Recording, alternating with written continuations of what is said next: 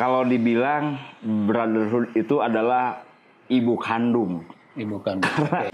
Jadi Cosa Nostra itu sih konsepnya lebih ke family ya. Orang yang punya penhead itu sebelum dia diusir dari rumah kontrakannya, dia nggak akan jual penheadnya, bro. Oh, gitu. Nggak akan. Hoax atau fakta ya? Oke.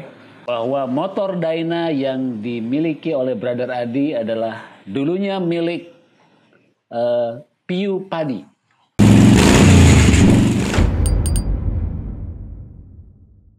Oke, brother and sister, semakin menarik nih pembicaraan kita dengan Brother Adi.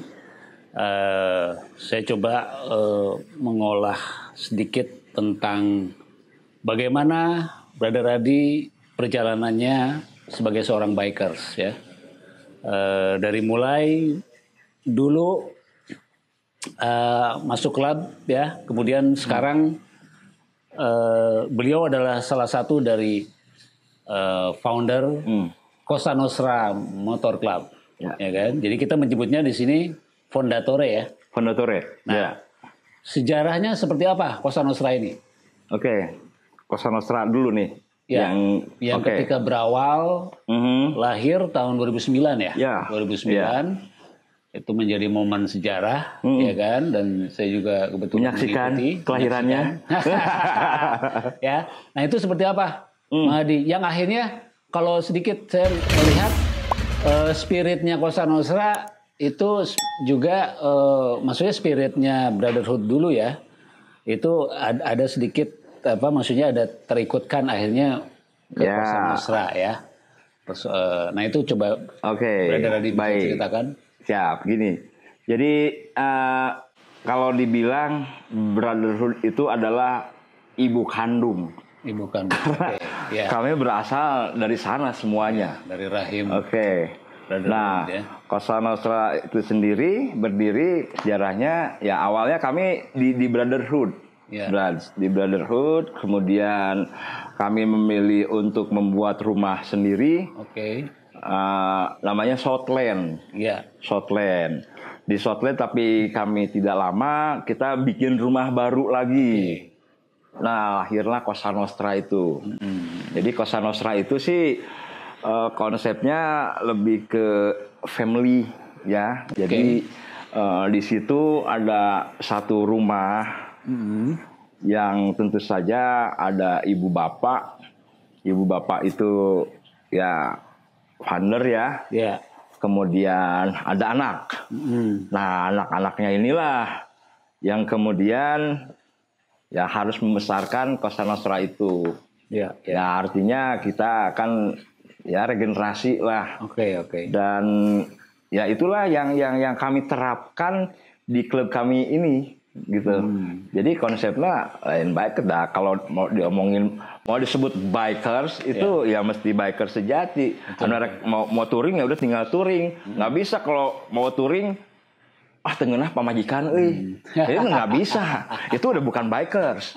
Makanya saya sebaiknya sih ini adalah dalam pemikiran kami ini adalah suatu rumah ya yang isinya adalah keluarga. Karena Cosa Nostra sendiri pun artinya memang keluarga, family, gitu kan.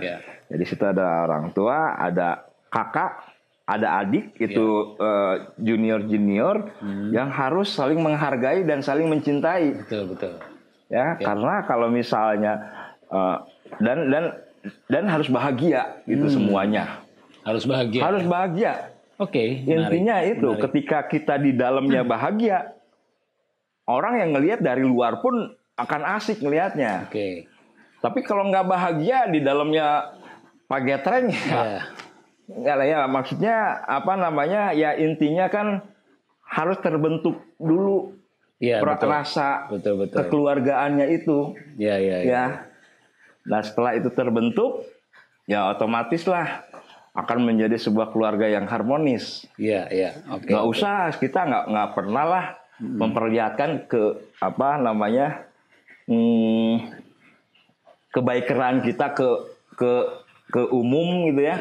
Kita sih lebih ngelihatnya saya lebih memperhatikan anak-anak saya aja. Oke. Ya rumah-rumah yang lain akan seperti apa ya, mangga bukan nggak peduli ya, maksudnya memang itu di lingkungan kita juga. Tapi kan itu bukan concern kita. Concern kita sih membahagiakan anak-anak yang ada di rumah ini. Oke. Concernnya itu. Kalau Cosa Nostra itu, dan kemudian pun untuk rekrut, kalau misalnya rekrutmennya nih, ya mau jadi anggota ya kita nggak melarang, kita tidak mengundang. Tapi kalau misalnya ada yang berminat, ya silakan bergabung, main aja dulu. Makanya si slogannya pun ulin seserian wareg, jauhi rudet. Pak Gujun ya. Jadi kalau misalnya ada yang mau bergabung, ya mangga silakan main aja dulu. Nah gitu, nanti seleksi alam. Nanti ketika yang mau bergabung ini dia merasa cocok dengan kakak-kakaknya, dan kemudian si kakak pun merasa asik dengan adiknya, ya udah. Baru bisa bergabung. Itu. Ya, menarik ya. Jadi Cosa Nostra itu punya perspektif bahwa keluarga ya. Keluarga. Jadi kebanyakan kan spirit bikers itu adalah persaudaraan. Ya. Sebetulnya sama juga ya. Nah, spesifikasinya apa? Family atau spirit keluarga dengan persaudaraan. Kayak gini. Kalau misalnya hanya persaudaraan aja, kayaknya apa ya? Masih ada batas. Masih ada terlalu umum. Terlalu umum ya. Kalau kami ini, kenapa kita sebut keluarga? Kita ini ada event, kegiatan rutin, mengunjungi ke rumah-rumah anggota. Member. Gitu semua ya. Dan mengenal itu. Semua keluarganya harus dikenal ya. Iya, anaknya, ibunya, bapaknya main ke rumah. Iya. Kita berkunjung ke rumahnya. Kalau sakit juga, ya kalau misalnya ada yang kena musibah atau apa, kan dari situ kelihatan. Menarik. Jadi kita sampai datang semuanya ke situ. Terus kan di situ juga, ya itu tadi seleksi alam. Di situ akan terlihat imah aing atau dulur aing atau lain ya. Itu dilihatnya ketika kita susah. Betul. Ketika kita senang mah semua brother. Konker susah mah anjing. Itu mah klasik lah. Cuman kita ya itulah. Berangkatnya dari situ, alhamdulillah, mudah-mudahan CN itu isinya adalah orang-orang baik. Amin. Yang selalu memperhatikan isi rumahnya. Gitu. Siap. Ya, menarik ya. Jadi kemudian Cosa Nostra ini mungkin pasti ada syarat dalam bentuk media motor. Ini kan itu batasannya, apakah harus semuanya, katanya semuanya harus custom ya? Atau itu wajib. Wajib ya? Wajib. Itu mandatory. Kemudian motornya harus batasannya adalah 400 cc ke atas. Ya, jadi kami untuk motor itu memang ada kriteria khusus. Jadi harus 400 cc ke atas dan harus custom. Sekarang motor orisinil juga kalau diganti stang F hanger aja pun itu kan sudah custom. Gitu. Ya, kemudian dan motor Eropa. Nah, kalau motor Eropa ini cc-nya tidak dibatasi. Ya, tapi Eropa klasik. Motor tua, motor kolot, bukan motor nu kolot ya, tapi motor kolot. Itu beda. Gitu. Itu karena mungkin secara historis. Betul. Dari BBMC itu ya. Jadi yang akhirnya bisa tertampung di Cosa Nostra. Jadi historisnya dulu ketika kita memutuskan untuk pindah rumah. Kan ada teman-teman juga yang ikut pindah rumah.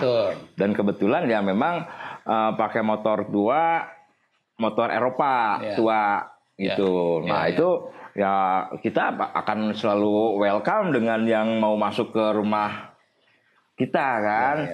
Nah, makanya meskipun tadi ada mandatory 400 cc ke atas dan harus custom dan motor antik. Mangga itu silakan. Sekarang pun kalau brother ada pakai DKW Hummel atau DKW Union ya, Pannonia, motor Jawa itu Mangga, itu motor klasik. Brother and sister, semakin menarik ya tadi perjalanannya Brother Adi, kemudian ada perspektif tentang family dalam sebuah klub motor ya. Semoga ini menjadi inspirasi buat kita semua ya, tidak hanya masyarakat bikers di Indonesia, tapi juga masing-masing person dari diri kita. Oke, kita masuk sekarang nih segmen QQ. Waduh, apa tuh? QQ, jadi quick question. Lain Q balas. Bukan. Jadi harus dijawab dengan cepat. Oke. Ya. Oke. Pertanyaan pertama adalah custom Harley tua atau originalan Harley? Custom tua, Harley tua. Oke. Yang kedua, membangun motor custom atau membangun rumah buat keluarga? Motor custom. Oke, ketiga, penhead atau shovel head? Pen shovel. Harus satu, brother. Harus satu. Penhead. Penhead. Ya. Oke. Ini tadi ada pertanyaan kedua yang memang semuanya serba sulit ya sebetulnya pertanyaan-pertanyaannya. Cuman di sini yang pertanyaan kedua itu adalah membangun motor custom ya. Atau membangun rumah buat keluarga. Okay. Nah, tadi mungkin sudah disampaikan prosesnya seperti apa, tapi saya pengen ada konfirmasi lagi dari Brother Adi. Itu kan ini situasi yang sangat riskan banget ya. Ketika waduh ini rumah gua nih harus dibangun anak-anak udah mulai gede nih kayak gitu kan, harus dibangun juga dong lebih nyaman lagi kayak gitu ya. Tapi di sisi lain ada kepuasan pribadi yang personal, lebih egois ya, membangun motor, ya kan? Nah itu gimana? Jadi alhamdulillah saya beli rumah udah jadi. Oh gitu ya. Okay. Rumah udah jadi, yang udah nggak perlu dibangun lagi. Ya. Jadi ya dan alhamdulillah sudah meskipun sederhana tapi sudah tercukupi lah untuk fasilitas anak-anak saya. Makanya saya pun berani untuk ngebangun motor. Karena untuk atap rumah meskipun sederhana sudah aman. Jadi justru kebahagiaan itu tidak hanya sekedar fisik ya, maksudnya rumah yang besar kayak gitu ya. Tapi justru dari kepuasan batin, kebahagiaan dalam hati ketika punya motor ya, motor yang antik, yang unik dan yang paling mungkin bisa jadi pelajaran adalah bagaimana istri dan anak juga mensupport ya. Dan itu jadi kebahagiaan juga yang bisa terbagi ya. Ya intinya kan mereka saya bahagiakan dulu. Oh iya, siap. Ya kan? Ya. Mereka saya bahagiakan dulu. Jadi ketika saya punya ada kebahagiaan di sini, lu jangan protes, lu udah bahagia. Nggak bisa protes dia kan? Iya. Itu Iya. Oke. Itu menarik dari personal seorang Brother Adi ya. Oke, di sini tadi ada juga saya pengen lebih mengorek kembali soal pilihan tadi ya, penhead atau shovel head ya. Nah ini dari sudut pandang Brother sebagai motor entusias ya, itu keistimewaan apa? Penhead. Oke. Jadi sih ya umum aja sih kalau misalnya shovel ini banyak. Yes. Sudah cukup banyak populasinya. Yes. Banyak. Barang langka jarang. Karena orang yang lu punya duit tuh nggak laku. Kenapa? Karena nggak ada yang jual. Kan gini, orang yang punya penhead itu sebelum dia diusir dari rumah kontrakannya, dia nggak akan jual penheadnya, bro. Nggak akan. Ya artinya kan kalau dia udah punya rumah nih, punya motor, penhead, terus udah gitu rumahnya dijual, akhirnya dia ngontrak. Ketika dia ngontrak itu pun dia belum dulu jual penheadnya. Oke. Ketika anaknya masuk sekolah pun dia ngusahain pinjem ke sana sini dulu, belum jual penheadnya. Iya. Kecuali kalau di kontrakannya dia udah diusir. Kalau dulu diusir dari kontrakan dia baru jual. Iya. Itu memang jalan terakhir, pusaka terakhir yang dijual itu penhead. Makanya kalaupun ada penhead yang dijual harganya udah gila-gilaan. Iya. Bisa sampai 700, 800. Betul. Jeti mah aduh. Iya.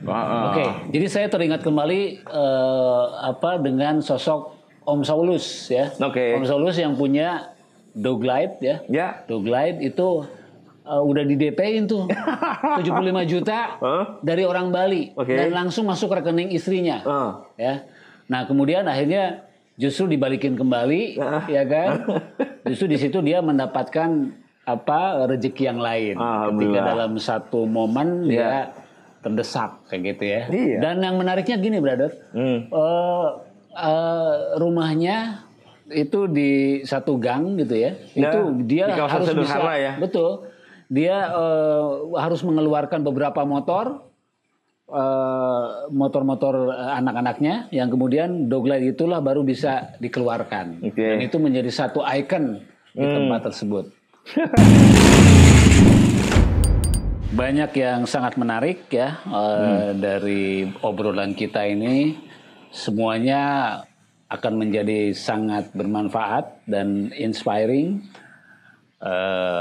bagi semua audiens ya dalam podcast ini.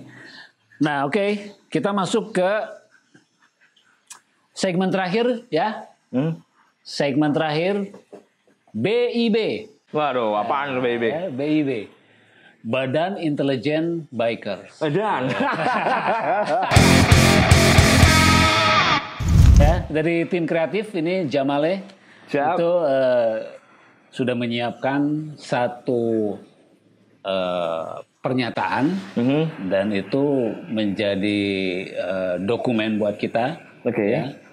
Dokumen ini di BIB ini ada satu statement atau mungkin satu pertanyaan ya yang ini harus dikonfirmasi kepada Brother Adi. Siap. Ya. Oke. Apakah ini hoax atau fakta ya? Bahwa motor Dyna yang dimiliki oleh Brother Adi adalah dulunya milik Piu Padi. Betul. Oh, betul ya? Betul, itu fakta. Oke, fakta ya. Ya. Nah, itu bisa diperlihatkan faktanya seperti apa? Nah, ini motornya. Ya, dilihatin. Ini motornya Bang Piu Padi. Siap. Ini loh. Dyna tahun 97 lowrider. 97 ya. Iya. Woy, keren banget. Masih Evo tuh. ya. Ini motifnya kayak gitarnya Mas Piu nih. Kayak gini. Itu ya. Saya pikir zebra ya. Iya, zebra atau polisi tidur saya kurang tahu. Oke. Saya pikir itu ini matahari terbit yang ini ya. Itu. Ya, menarik ya. Nah, ini boleh ceritakan? Ya. Bagaimana? Sejarahnya seperti apa? Jadi gini. Itu ya saya selalu ya kalau misalnya pada saat saya memiliki motor baru itu nggak sengaja. Betul. Jadi semesta mendukung ya. Alam semesta mendukung. Yes. Jadi dulu saya pernah punya Dyna. Habis itu dibeli sama Dan Lanud Hussein Sasanegara. Dibeli sama komandan Komandan Bonang. Ya kan. Nah, itu kan motor Dyna itu yang ada boncengannya. Jadi ya saya harus berbagi kebahagiaan dengan istri saya ya. Kalau misalnya saya pakai motor yang nggak ada boncengannya, dia pasti jealous. Jadi makanya saya beli yang motor yang ada boncengannya. Ya, waktu itu belilah Dyna itu. Namanya si Diana. Ya. Jadi kemana-mana istri saya bonceng gitu. Habis itu ditawar sama Komandan Bonang. Saya gimana? Akhirnya istri saya juga setuju itu dijual, tapi ternyata setelah dijual ngadumel. Oke. Aduh, si Diana kangen Diana kayak gitu. Terus itu sebelum punya road glide ya? Udah. Oh, udah. Cuman itu memang sorry belum ya. Belum. Tapi ketika dijual saya udah ada road glide sebenarnya. Oke. Nah, habis itu setelah dijual 4 hari kemudian lah. 4 hari kemudian itu saya makan sama istri saya di Maranu Asal Makassar yang di Jalan Riau. Lagi makan, ada hari lewat, si Diana dijual sih, jadi nggak bisa boncengan lagi. Udah gitu ada motor, dik, masuk ke parkiran. Kok kayak si Diana? Pas dilihat, bener. Si Diana lagi dipakai sama anaknya komandan. Oh gitu. Jadi istri saya tambah ngedumel kan. Dijual sih. Nah, habis itu udahlah ke anchor lagi. Ke anchor lagi sama saya. Aduh. Berarti gue mesti punya Diana lagi nih. Gitu ya. Habis itu berapa lama kemudian, cukup lama lah, hampir setahun barangkali, dari situ ada teman. Teman dari Free Fest dia. Itu sobat juga lah. Bang, bantuin saya dong, katanya. Saya mau usaha nih, katanya. Saya mau jual motor, tapi udah di DP-in orang. Udahlah, kasih pinjam dulu ke orang itu, katanya, biar dia beli motor saya. Ya, kalau gue minjemin dulu ke sono, ntar gue mesti lagi ke sono. Udah aja motor lu gue beli, kan gitu ya. Tapi klasik, gue masih belum megang duit saat itu. Oh gitu ya, selalu begitu ya. Iya. Dahsyat ya. Bener loh. Ya, waktu Sovel beli, Penhead juga begitu ya. Iya, ini masih belum ada bayangan, masih belum megang duit. Jadi nggak kayak orang yang udah punya duit, misalnya yang ready ya. X rupiah, lu beli, bayar, terus gitu, enggak. Nah itu alam semesta mendukung gitu loh. Jadi ketika itu terus dia bilang, ini sebenarnya udah dikasih uang jadi. Oh ya udah, mending lu beresin dulu aja ke sana. Kalau misalnya dia cancel, ya udahlah, saya mau ngusahain, kan gitu. Singkat cerita, seminggu nggak ada kabar, 2 minggu kemudian si yang punya motor ini lagi ke yang ngasih DP itu ternyata ya memang belum rezekinya barangkali ya dari sana. Nagihlah ke saya, Brad. Ya. Bang, kumaha ieu?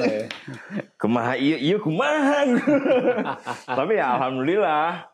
Maksudnya memang Brother BB ini memang ada rezekinya juga, dan akhirnya menjadi rezeki saya juga. Ya, akhirnya saya juga ke kantor. Kantor, ada dana nggak nih, gue pinjam dulu. Kasbon lah saya. Kasbon dari kantor ya. Saya di situ kan niatnya mau ngebantu brother saya ini. Karena dia kesulitan dan kemudian membutuhkan biaya untuk usaha. Jadi ya saya usahakan sekali gitu loh. Akhirnya ya alhamdulillah ada yang ngasih pinjem. Nih, langsung saya ke ke rumahnya Bebek Kuningan. Saya langsung ke sana. Ya udah, gimana ya? Ini Bang motornya. Dia nggak mau saya transfer langsung. Oh gitu ya. Jangan, lihat dulu ke rumah, katanya. Oh gitu ya. Ya udah, sebelum ke Jakarta saya ke rumahnya dulu sama istri. Udah, banyak ya udah, kumaha Bang? Ya alhamdulillah langsung ditransfer. Ini udah semua ya, udah rezekinya Bebe itu mangga. Nah kan ya kayak gitu perjalanannya si Daina Piu itu. Gitu, Brad. Iya, dan itu ternyata motor itu adalah memorabilia seorang Piu ya. Ya kan, yang pernah dipakai oleh Piu ya. Iya. Gitu, itu low kilometer loh, kayaknya beliau nggak pernah pakai juga. Oh gitu ya. Saya dapat itu kilometernya masih 2.700. 2.700. Itu tahun 97. Tahun 97. Waduh. Sekarang udah 2020. Akhir pula. Itu. Jadi memang nggak pernah dipakai, nggak pernah mau motoran Bang Piu. Betul. Iya. Menarik sekali ya. Jadi brother and sister, ini sangat menarik ceritanya ya, dari seorang bikers, Brother Radi. Mungkin bisa dari orang luar atau publik bisa melihat, atau kebanyakan melihat publik itu terhadap bikers itu mungkin dari sisi luarnya saja ya, tapi di dalamnya ada dinamika, ada pergolakan batin ya, banyak sekali. Ada punya persepsi tentang kehidupan, juga tentang makna kebahagiaan. Ya, terima kasih, brother. Sama-sama, brother. Ya, dan kita nanti akan berjumpa kembali di episode selanjutnya dengan tokoh bikers Indonesia lainnya yang bisa memberikan inspirasi untuk kita semua. Hey bro, let's ride and roll.